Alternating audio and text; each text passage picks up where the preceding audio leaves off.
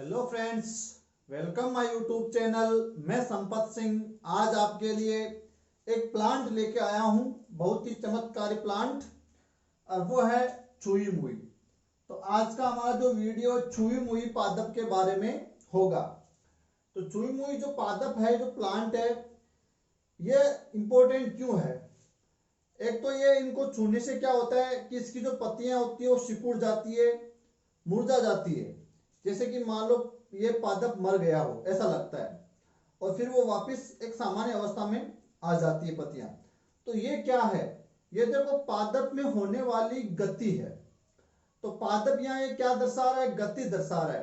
तो पादप एक सजीव है और सजीव का लक्षण होता है गति करना। तो पादप यहाँ गति का लक्षण दर्शा रहा है। अब ये क्यों होता है और इसके कुछ औषधीय महत्व भी है, वो भी हम देखेंगे, और इसके क्या क्या प्रचलित नाम है, इसके बारे में हम आज का ये सारा विवरण इसमें देखेंगे। तो पहला बात आता है छुई मुई पादप का वैज्ञानिक नाम क्या है, वनस्पति क्या, उसका बॉटनिकल नेम क्या है। तो वैज्ञानिक नाम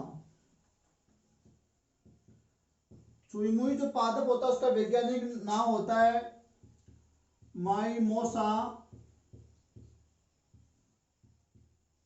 प्यूडिका। माइमोसा प्यूडिका, तो इसका वैज्ञानिक नाम होता है माइमोसा प्यूडिका। या यहाँ आपको कुछ नाम थोड़ा सा चेंज भी मिल सकता है, और वो मिल सकता है आपको क्या, इसमें एक नाम और मिलता है आपको मिमोसा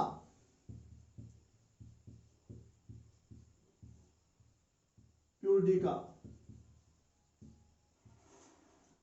तो इसका वैज्ञानिक नाम क्या होता है?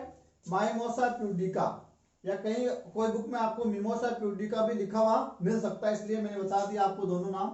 ये होता है इसका बॉटनिकल नेम या इसका वैज्ञानिक नाम। दूसरी बात आती है, ये जो पादप है, इस पादप का उपयोगी भाग क्या है? पादप का उपयोगी भाग, तो मोस्टली इसकी जो काम आती है जड़। तो जड़ का चूर्ण बनाया जाता है, वो चूर्ण कई प्रकार की औषधियां बनाने में काम आता है। और इसकी पत्तियां, तो पत्तियों का रस निकाल कर उसका कई प्रकार का लेपन किया जाता है और वो उसमें काम आती है। इसके अलावा इसका तना भी काम आता है, इसके अलावा इसके फूल भी काम आते हैं और फल भी काम आते हैं। तो मोस्टली आपको ध्यान रखना, जड़ और पत्तियां इसकी बहुत ज्यादा उपयोगी है। तो ये हो गया इसका उपयोगी भाग। नेक्स्ट बात करें पादप गति। तो ये जो छुई मुई का जो पादप है वो कौन सी गति दर्शाता है, ये इंपॉर्टेंट बात है जो एग्जाम में पूछी जा सकती है कि छुई मुई के पादप में कौन सी गति पाई जाती है। तो यहां पाई जाती है कंपानुकुंचन। कंपानुकुंचन गति पाई जाती है।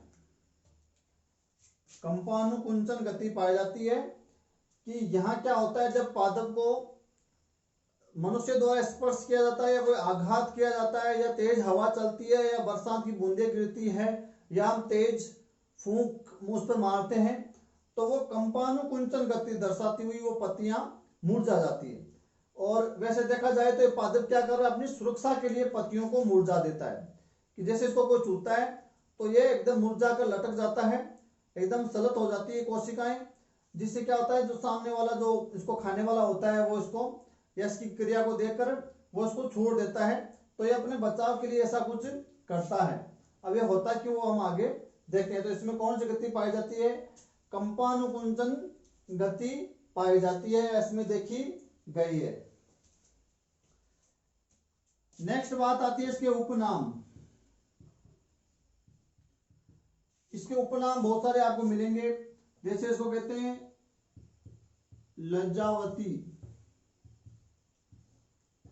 इसको क्या कहते हैं? लज्जावती, क्योंकि इसको लज्जा आ गई, हमने इसको स्पर्श किया और ये मुरझा गई, सिकुड़ गई, इसलिए इसका नाम पड़ गया लज्जावती या लज्जावंती। लज्जावंती या लज्जालु या शर्मीली या संस्कृत में इसको कहते हैं नमस्कारी।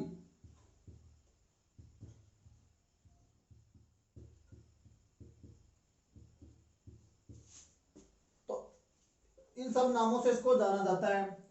तो आप इसको क्या कह सकते हो, लजावती, लजावंती, लज्जालु, शर्मीली, नमस्कारी, किसमें, संस्कृत में। तो ये इसके अलग अलग लैंग्वेज में, अलग अलग क्षेत्रों में इन नामों से इनको पुकारा जाता है। और ये नाम से ही हमको पता चल रहा है ये एक शर्मिला पादप है। कैसे कि जैसे इस पत्तियों को हम छुएंगे तो ये जो पत्तियां पहले ऐसे एकदम स्पीत है, एकदम खड़ी हुई है, तनी हुई है, जैसे छुएंगे तो ये एकदम ऐसे मुरझा जाएगी। जैसे मान लो इसकी शर्म आ गई है, इसको लज्जा आ गई है, तो ये एक अपने बचने का एक उपाय है, इसलिए इसको क्या कहते हैं, लज्जावती, लज्जावंती, लज्जालु, शर्मीली या नमस्कारी। ये आपको क्या कर रही है, नमस्कार कर रही है झुककर। तो ये इसके नाम हो गए। अंग्रेजी में क्या कहते हैं,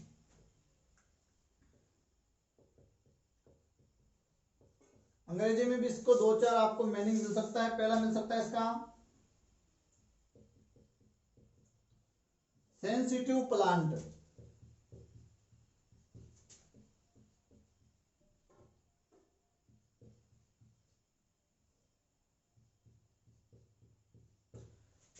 सेंसिटिव प्लांट यानी संवेदनशील पादप। और क्या मिल सकता है, हम्बल,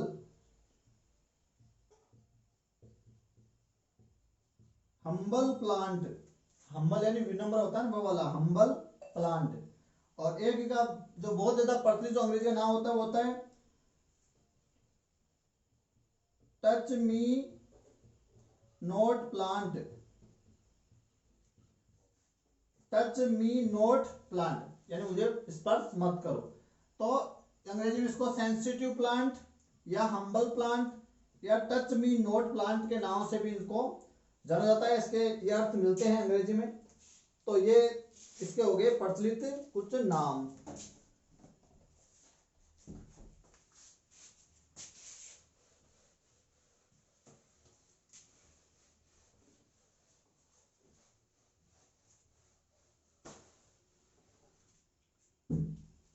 अब इसका जो पादप है वो आपको लगभग हर जगह इसको आसानी से उगाया जा सकता है।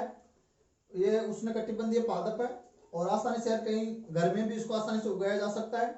तो ये घरों के लिए भी अच्छा माना जाता है, नेगेटिव एनर्जी से दूर रहती है और साथ में घर की सुंदरता भी बढ़ती है।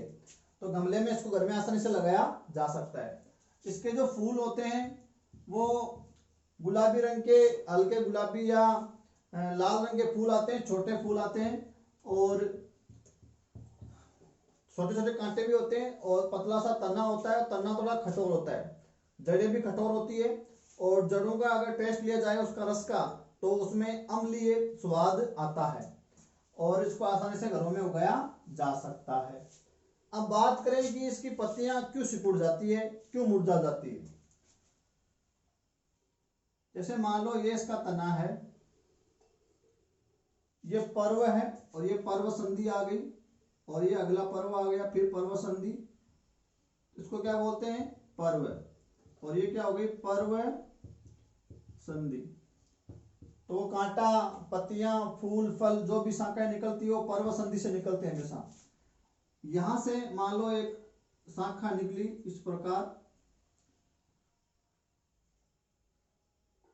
ये मध्य सिरा हो गई पत्ती की, पत्तक जो निकला और इस पर ऐसी छोटी छोटी पत्तियां लगी होती है।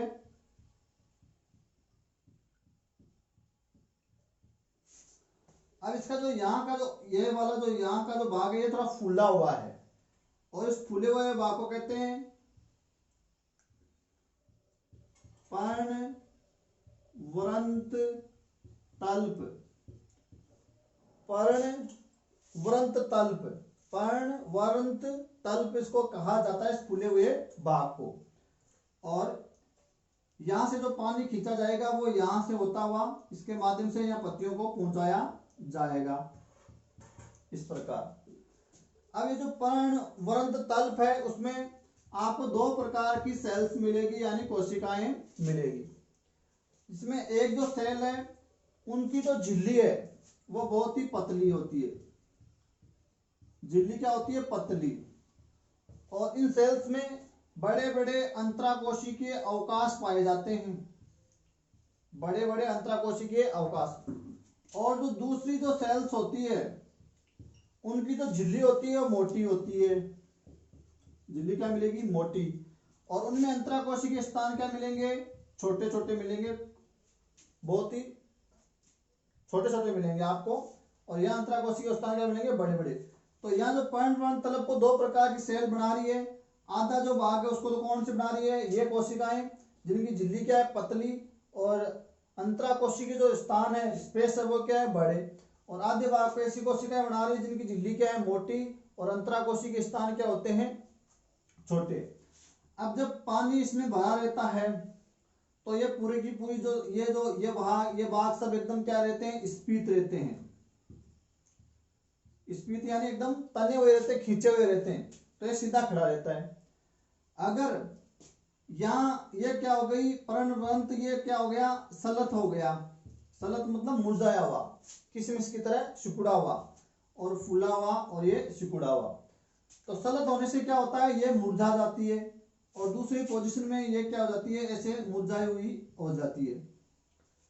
तो यहाँ क्या होता है कि जब इसको स्पर्श किया जाता है, या तेज हवा चलती है, बरसात की बूंदें गिरती है, कोई भी इसको कैसे भी स्पर्श करता है, दूसरी चीजों से भी ये क्या है, मुरझा जाता है। सिर्फ मनुष्य के स्पर्श की कोई जरूरत नहीं है, कोई भी इसको स्पर्श करेगा तो मुरझा जाएगा। जिससे क्या होता है कि जो भी उद्दीपन इसको दिया जाता है, बाहर से जो भी टच किया जाता है, जिससे क्या होता है, तो ये जो पतली झिल्ली वाली जो सेल्स है, उनमें जो पानी होता है वो कहाँ चला जाता है, इन अंतराकोशिकीय अवकाश में चला जाता है। तो सारा पानी खींचकर उन अंतराकोशिकीय अवकाश में दे दिया जाता है, जिससे क्या होता है, उनकी स्फीति कम हो जाती है, वो सलत होकर सिकुड़ कर मुरझा जाती है। और फिर ये इसका प्रभाव ये सेल्स भी डालती है, क्योंकि इनमें अंतराकोशिकीय स्थान छोटे हैं और इनमें पानी भी कम है, तो ये खिंचाव होता है, और ये पानी जब यहाँ आता है सारा खींच के, तो ये इसकी स्फीति कम हो जाती है, सलतता बढ़ जाती है, इसे मुरझा जाती है। और फिर धीरे धीरे इन अंतराकोशिकीय स्थान से वापस पानी इन सेल्स को दे दिया जाता है, जिससे वापस अपनी पूर्व अवस्था में आ जाती है। परमानेंटली नहीं होता है, ये क्रिया आप छुओगे तो मुरझा जाएगी, और कुछ पल बाद में वो वापस सामान्य स्थिति में आ जाएगी। तो वो इस कारण ऐसा होता है। अब इसके कुछ औषधीय महत्व देख लेते हैं कि इसके क्या क्या, हम कुछ औषधीय महत्व भी, इसके कुछ फायदे भी है, कुछ उपयोग भी है, काफी चमत्कारी और गुणकारी भी है ये। तो पहला, इसका इस्तेमाल किया जाता है बवासीर में। पाइल्स जो होते हैं, मस्से की जो प्रॉब्लम होती है, उसमें बवासीर में ये काम में आती है। इसमें क्या है, या तो इनकी पत्तियों का जो है एक लेपन उन जो मस्से होते हैं उन पर लगाया जाता है, यानी कि जड़ का काढ़ा बनाकर दूध के साथ लिया जाता है। दूसरा, घाव ठीक करने में, जल्द से जल्द घाव को भरना है तो वहां चुनमुई की पत्तियों का लेपन या उसका काढ़ा या उसके जड़ का पाउडर इस्तेमाल किया जाता है, तो घाव आसानी से भर जाते हैं। तीसरा, सर्प दंश और बिच्छू दंश। सर्प ने काट लिया है, बिच्छू ने काट लिया है, तो कटे हुए स्थान पर इनकी पत्तियों का लेपन या इनकी जड़ों का काढ़ा पिलाकर उसको आदमी को थोड़ा सचेत किया जा सकता है, उसको थोड़ा सा समय के लिए हम उसको बचा सकते हैं डॉक्टर तक पहुंचने तक। तो उसमें भी ये इलाज में आता है। नेक्स्ट, त्वचा संक्रमण।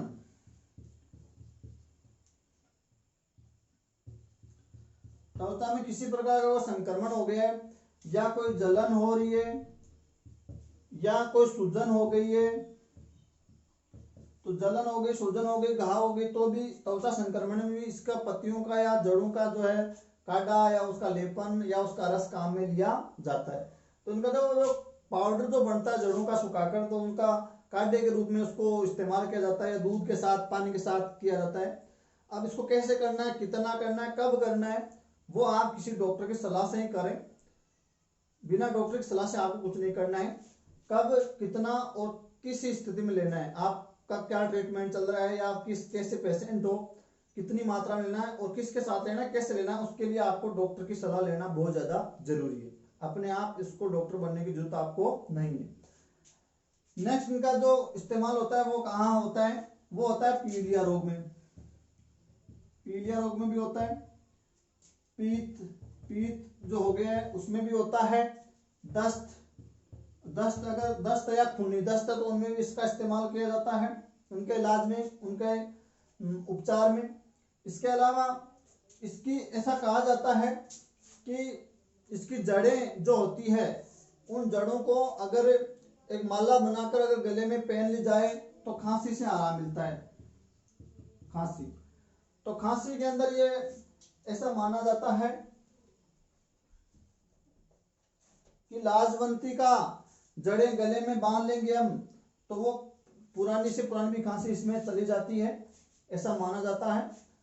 इसके अलावा अगर किसी व्यक्ति को मूत्र बहुत ज्यादा आता है, मूत्र ज्यादा आने की समस्या है या मूत्र से जुड़ी कोई समस्या है, तो इनकी पत्तियों का लेपन मूत्राशय पर किया जाता है, जिससे मूत्र संबंधी प्रॉब्लम या ज्यादा मूत्र की समस्या से समाधान हो जाता है, तो उसमें भी ये काम आता है। साथ में कोई योनि रोग है या स्तनों का ढीलापन है, उनको कसा हुआ करने के लिए अश्वगंधा और इसकी जड़ों को मिक्स करके लेपन किया जाता है स्तनों पर, जिसमें खिंचाव आता है।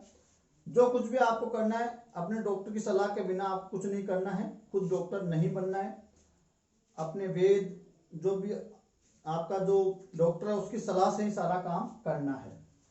कितना करना है, कब करना है, कैसे करना है, वो उसके आधार पर ही आपको करना है।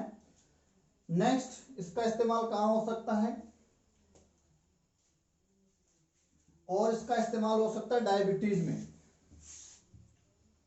मधुमेह का जो रोगी है उसके भी इलाज में इसका काढ़ा उसको दिया जाता है, क्योंकि ये रक्त का शुद्धिकरण करते हैं और इसमें कामोद्दीपक गुण पाए जाते हैं और ये बलवर्धक होते हैं और शारीरिक दुर्बलताओं को भी ये दूर करता है। इसके अलावा और इसका इस्तेमाल कहाँ हो सकता है, और हो सकता है इसका दस्त, अगर खूनी दस्त है तो इसमें इसका इस्तेमाल किया जाता है। साथ में ही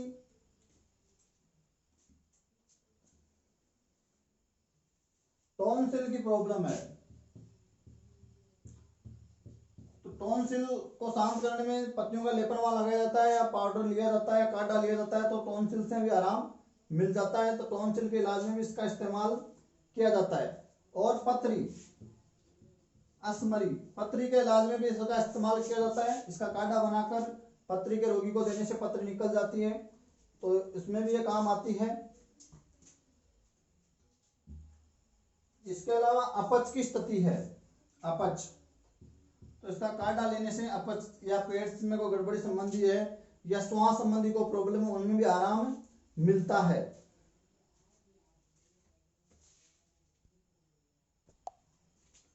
इसके अलावा पेचिस के इलाज में और अंडकोश में सूजन के इलाज में, इन सभी में इसका इस्तेमाल किया जाता है, या इसकी जो दवाइयाँ बनाई जाती है घरेलू, इसका घरेलू इस्तेमाल इसका उपयोग किया जाता है। तो ये जो अभी हमने बताए हैं इनमें सभी में इसका इस्तेमाल किया जाता है। अब इसका कैसे करना है, कितनी मात्रा में करना है, कब करना है, इसके लिए आपको डॉक्टर की सलाह लेना बहुत ज़्यादा जरूरी है। तो बिना सलाह कोई काम आपको नहीं करना है। धन्यवाद।